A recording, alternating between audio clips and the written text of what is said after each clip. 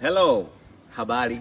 Leo nina taarifa ambayo ningependa kukufundisha kitu cha msingi sana kwenye maisha yako ili ufanikiwe. Epuka marafiki, epuka washikaji, epuka kuwaweka ndugu kwenye michongo yako. Nitakupa brief ndogo tu. Mimi hapa ndipo nimeingizwa hasara zaidi na watu niliowaamini ambao nimetoka nao kijijini kwetu, ndugu zangu na marafiki zangu. Watu pekee waliowahi kunivunja moyo na kuniumiza kwenye maisha yangu ni marafiki, ni ndugu, ni jamaa, ni rafiki. Ni wale watu ambao tumetoka kijiji kimoja. Mfano, mimi nimetokea Ipinda Kyela.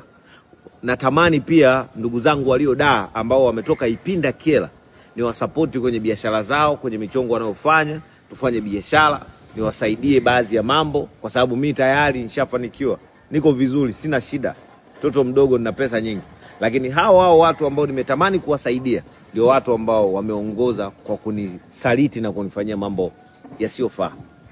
Nakupa brief ndogo tu ili ufanikiwe kwenye maisha yako. Kama kuna nafasi au kuna namna unaweza ukawakataa marafiki, ukawakataa ndugu, ukawakataa watu ambao wanakujua au unajuana nao au unafahamiana nao kutoka nyumbani. Kwa sababu ukimweka ndugu yako au rafiki au mtu wa karibu na wewe ambaye ni umetoka naye sehemu moja, atakapokufanyia kitu chochote cha hovyo, atakapokuingiza hasara yoyote, una uwezo wa kumfunga wala kumfanya chochote. Utaogopa lawama ya kwamba tunatoka sehemu moja, utapata lawama tu. Kwa hiyo unaingia hasara kwa sababu ya kufahamiana na mtu. Njoo nikuonyeshe kitu, njoo. Nakupa mfano. Hapo ofisini kuna hii hapa Red Rover Sport. Hii nimeingizwa hasara na mtu ambaye nilimwamini. Ni mtu ambaye naweza nikasema nikwambiaje. Nimeingizwa hasara na mtu ambaye nafahamiana naye vizuri. Yaani mtu ambaye tumetoka sehemu moja, ni rafiki. Yaani rafiki yangu kaniingiza hasara kwa hii. Nilimwamini. Ilikuwa ina shida ndogo tu. Ilikuwa inatoa maji. Yaani maji kule mbele kwenye pipe ilikuwa inatoa maji yakawa yanapungua kwenye gari. Nikamuita akaniambia pipe inayohitajika ni 200,000. Akaniwekea ile pipe. Kumbe ile pipe alioniwekea inaziba maji, gari ika-overheat. Baada ya ku-overheat akasema kuna vifaa vinunuliwe 1,700,000, nikampa akanunua. Akaja tena akaniambia 200,000, akanunua. Baadaye akasema engine inatakiwa itolewe.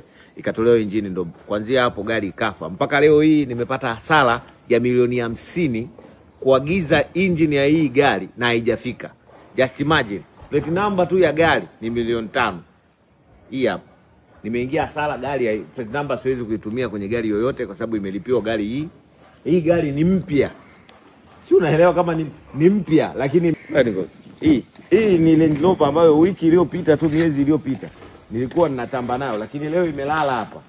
Haijalala kwa sababu ni mbovu, imelala kwa sababu nilimwamini ndugu, amenifanyia ushenzi. Nimempa arekebishe gari, baadaye tena nikamwambia hii gari ulivyoniwekea ile imeiti. Alifanya mambo ya hovyo kabisa. Gari mpya kabisa. Ukiangalia siti pale nyeupe ziko ndani. Kilichozingua hapa engine, na aliyezingua ni ndugu yangu. Kwa hiyo kama kuna namna una uwezo wa kukaa mbali na marafiki au kutokushirikiana, yani usimwajili ndugu yako dukani kwako, ofisini kwako, kwa sababu hutakuwa una uwezo wa kumfanya chochote akizingua. Kama kuna nafasi una uwezo wa kuwa hauwezi kushirikiana na watu ambao umetoka nao sehemu moja. Yaani wewe umetoka kijijini kwenu na kuna watu wa kijijini kwenu wako sehemu ambayo wewe unaishi. Hao ndio watu ambao wana uwezo wa kupanga njama za kuhakikisha wewe unafeli kwenye maisha. Kwa hiyo ni wa kuwakataa. Kama kuna namna ndugu zako una uwezo wa kuwasaidia wakiwa mbali. Yaani mimi nakusaidia ndio, ila kuwa kule. Fanya hivyo kwa sababu watu pekee wa kuweza kukuhamisha kwenye maisha yako ni ndugu. Kama ushawahi kufanyiwa kitu chochote na ndugu yako, hebu tuambie kwenye comment ule kufanyia kitu gani cha hovyo. Kama ule kufanyiwa na marafiki ni vitu gani wamewahi kukufanyia vya hovyo. Kama umewahi kufanyiwa mambo ya hovyo na ndugu zako, naomba kwenye comment andika ili watu wajue ni mambo gani ndugu anatufanyia.